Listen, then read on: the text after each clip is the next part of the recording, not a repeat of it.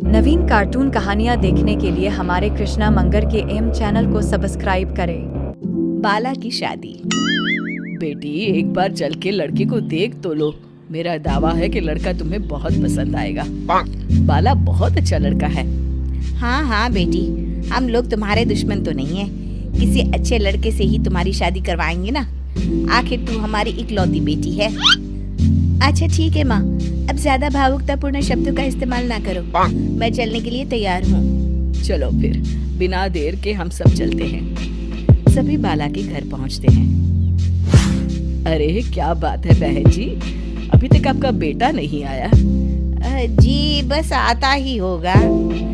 तभी वहाँ बाला आता है। लो जी आ गया मेरा बेटा। ये लोग तुझे देखने आए हैं और ये इनकी बेटी नम्रता है। बाला के सर पर बिल्कुल बाल नहीं होते। ये देख नम्रता और उसके परिवार वालों की आंखें फटी की फटी रह जाती है। ये तो टकला है। हे भगवान, माँ पिताजी आप दोनों एक टकले से मेरी शादी करवाने वाले थे। अरे ये तो पूरा उजड़ा चमन है। देखो बेटी, इस तरह किसी का मजाक उड़ाना गलत है। किसी के बारे में इस तरह की बातें नहीं करते। बालों का क्या है, वो तो आते जाते रहते हैं। लड़का टकला है तो क्या हुआ, इंजीनियर है, अच्छा खासा कमाता है।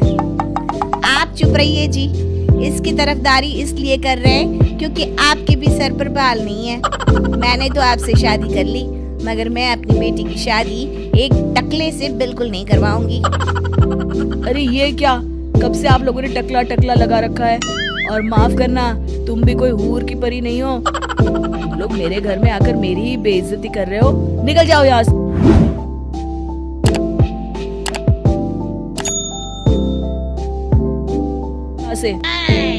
हाँ हाँ तो जा रहे हैं ना, हमें भी यहाँ रुकने का कोई शौक नहीं है।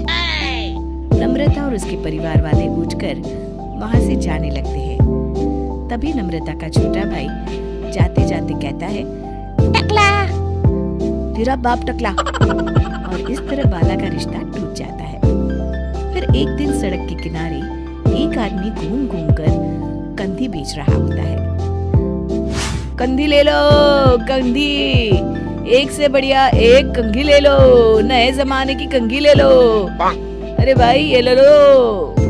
घूमते घूमते वो बाला के पास पहुंच जाता है। अरे भाई साहब, कंधी लोगे क्या? ये लो। तभी उसकी नजर बाला के सर के ऊपर पड़ती है। अरे माफ करना भाई साहब, आप इसे लेकर क्या करोगे? आपके सर पर तो बाल ही नहीं है। आपका तो स्टेडियम पूरा खाली है। चलता हूँ, कंधी ले लो कंधी ले लो।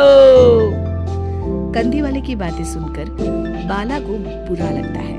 उस समय बाला को ऐसा महसूस होता है कि उसके लिए दुनिया में सबसे कीमती कोई चीज अगर है तो वो सिर्फ बाल है। बाला सड़क पर चलते हुए लोगों के बाल बड़े गौर से देखता है। चलते चलते बाला एक मंदिर के पास पहुंच जाता है। हे भगवान, तुमने ये मेरे साथ क्या किया? थोड़े से बाल अगर मुझे दे देते तो तुम्हारा क्या चला जाता? सारी दुनिया मेरा मजाक उड़ाती है। अरे भाई, आज पहला इंसान देख रहा हूँ जो मंदिर आकर भगवान से अपने लिए बाल मांग रहा है। बेटा, भगवान ने तुम्हें सब कुछ तो दिया है। अच्छी सेहत है, अच्छी नौकरी है। लगता है तुम्हारी तबीयत ठीक नहीं है। घर जाओ, सब ठीक हो जाएगा। बाला वहां से चला जाता है। घर पहुंचकर बाला खाना खाता है और अपने कमरे में सोने के लिए चला जाता है। फिर सुबह जब बाला सोकर उठता है तो आईने के सामने अपने आप को देखकर हैरान हो जाता है। बाला के सर पर एकदम घने बाल आ जाते हैं। बाला खुशी से झूम उठता है। अरे ये तो चमत्कार हो गया, मेरे सर पर बाल आ गए। लेकिन ये हुआ कैसे? बाला अपने सर पर बाल देखकर खुशी से पागल हो जाता है और अपने घर वालों से जाकर कहता है, माँ जादू हो गया, जादू, मेरे सर पर बाल आ गए, बाल। अरे क्या हो गया, सुबह सुबह चिल्ला क्यों रहा है? पिताजी ये देखिए, एक ही रात में अचानक मेरे सर पर बाल आ गए। चमत्कार हो गया। अरे बस कर, कोई चमत्कार वमत्कार नहीं हुआ है। तेरे सर पर ये जो बाल है ना, वो नकली है। रात को मैं तेरे लिए लेकर आया था। और जब तू सो रहा था तो मैंने तुझे पहना दिए थे। क्या बात कर रहे हैं पिताजी? कह दीजिए कि ये झूठ है। नहीं बेटा, ये सच है। अरे बाल निकाल कर देख ले।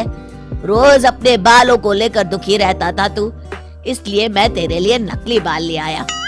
अब ना तुझे कोई टकला नहीं बोलेगा। जा बेटा, जी ले अपनी जिंदगी। अगले दिन बाला अपने दोस्तों के पास जाता है। क्यों रे बब्बन, कैसा है तू? आए, कौन है तू और मुझे क्यों मारा? अबे मैं बाला। ये क्या मजाक है? मेरा दोस्त बाला टकला है। एक मिनट, अरे हाँ रे, तू तो बाला है, लेकिन तेरे सर पर अचानक बाल कैसे आ गए? और वो भी इतने सुंदर। सब भोलेनाथ की कृपा है। भाई मुझे देख, काश मेरे ऊपर भोलेनाथ की कृपा हो जाती। अरे कम बालों की वजह से कोई लड़की शादी नहीं कर रही है। हाँ यार, सही कहा। मेरा भी अब तक यही हाल था। मैं ना कल ही अपनी एक अच्छी सी तस्वीर खिंचवाकर अखबार में शादी का इश्तिहार दे देता हूँ, फिर तो मेरी लाइफ सेट है। चलता हूँ दोस्त। बाला वहाँ से चला जाता है।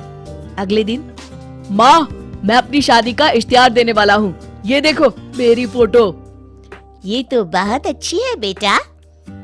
लेकिन बेटा, तेरे बाल तो नकली है। तू क्या झूठ बोलकर शादी करना चाहता है? ये तो गलत बात है। अरे पिताजी, क्या चाहते हैं आप कि मैं जिंदगी भर कुंवारा रहूं? एक बात बताइए, सच बोलकर कौन सी मेरी शादी हो गई? अब झूठ ही सही। वैसे भी अगर एक बार शादी हो गई तब कोई क्या कर लेगा? मैंने फैसला कर लिया है, मैं तो इसी तरह शादी करूंगा। अरे नालायक, तू मेरी बात नहीं मानेगा। ठीक है, जा, जो तेरी मर्जी में आए कर। बाद में मेरे पास वापस मत आना। हाँ हाँ ठीक है, देखी जाएगी। इतना कहकर बाला वहाँ से चला जाता है। कुछ दिनों के बाद इश्तिहार देखकर बाला के घर में लड़की वाले उसे देखने आते हैं और उसे देखकर, सुनिए जी, लड़का तो बड़ा सुंदर है। खास तौर पर इसके बाल मुझे बहुत अच्छे लग रहे हैं। कितने घने और चमकीले हैं। हाँ हाँ भाग्यवान, लड़के के बालों में तो बात है। ऐसे बढ़िया बाल तो मैंने आज तक नहीं देखे हैं। क्यों बेटी, लड़का कैसा लगा तुम्हें? पसंद तो है ना? जी पिताजी। बहन जी, हमें आपका बेटा अपनी बेटी के लिए पसंद है। बहन जी, हमें भी आपकी लड़की पसंद है। सच बताऊं, मैं तो इतने सुंदर बालों वाले दामाद को पाकर बड़ी खुश हूँ। अब कोई अच्छा सा मुहूर्त देखकर इन दोनों की शादी कर देते हैं। जी बिल्कुल बहन जी, मैं ना कल ही पंडित जी को बुलाकर सारी तैयारियां कर लेती हूँ। अच्छा, अब हम लोग चलते हैं और कल से ही शादी की तैयारियां शुरू कर देते हैं। उन सब के जाने के बाद शुक्र है भगवान कि मेरे बेटे की शादी तय हो गई। हाँ माँ।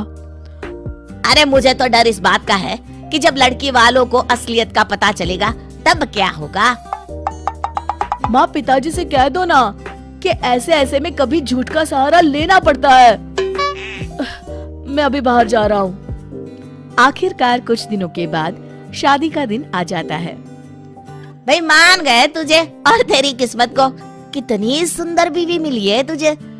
काश मेरे बाल भी तेरे जैसे होते तो मेरी भी किसी सुंदर लड़की से शादी हो जाती।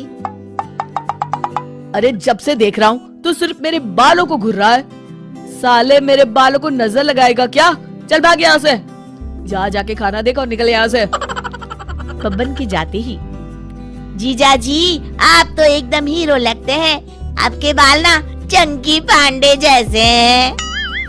अबे तुझे मैं चंकी पांडे लगता हूँ क्या? चल भाग यहाँ से। पता नहीं कहाँ से आ जाते हैं। वही लड़का तो बड़ा स्मार्ट है। हमारे कोमल के साथ इसकी जोड़ी तो जच रही है। क्या दामाद ढूंढा है। जी जीजा जी, विवाह संपन्न हुआ। आज से आप दोनों पति पत्नी हैं। इस तरह बाला और कोमल की शादी हो जाती है। ये देखो भाग्यवान, हमारी शिमला की टिकट और वहाँ के होटल में हमारी बुकिंग हो गई है।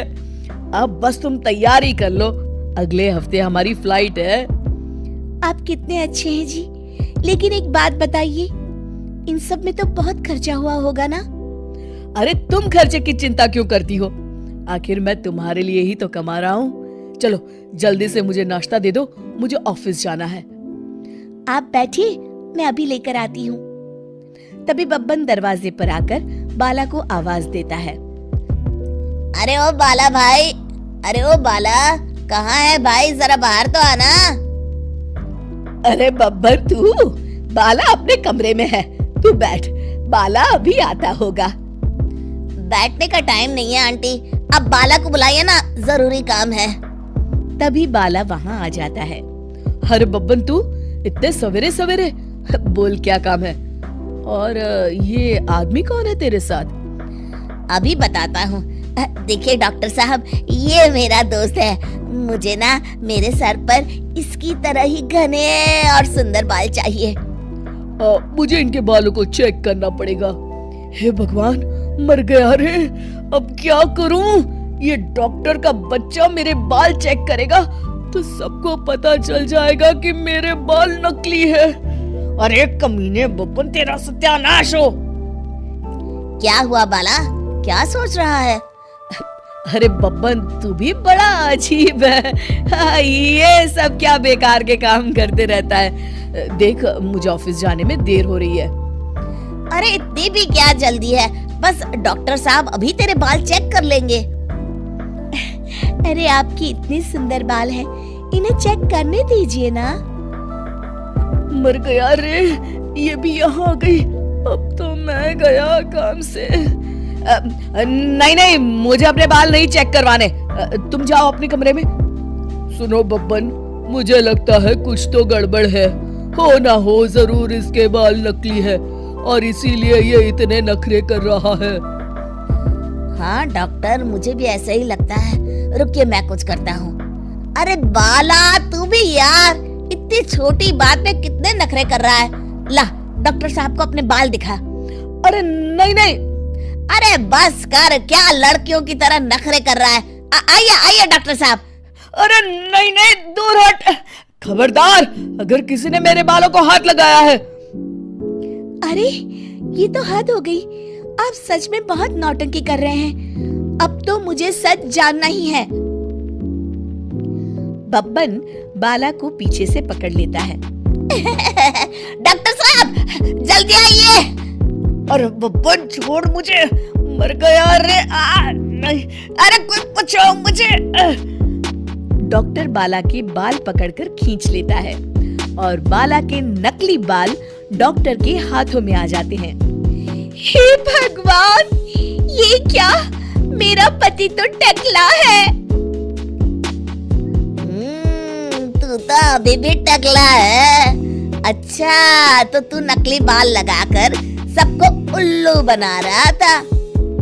हाय हाय, मैं तो मर गई रे, लुट गई रे, बर्बाद हो गई। मेरी शादी एक टकले से हो गई। हाय, अब मैं क्या करूं? अरे भाग्यवान, मेरी बात तो सुनो। कुछ नहीं सुन रहा मुझे।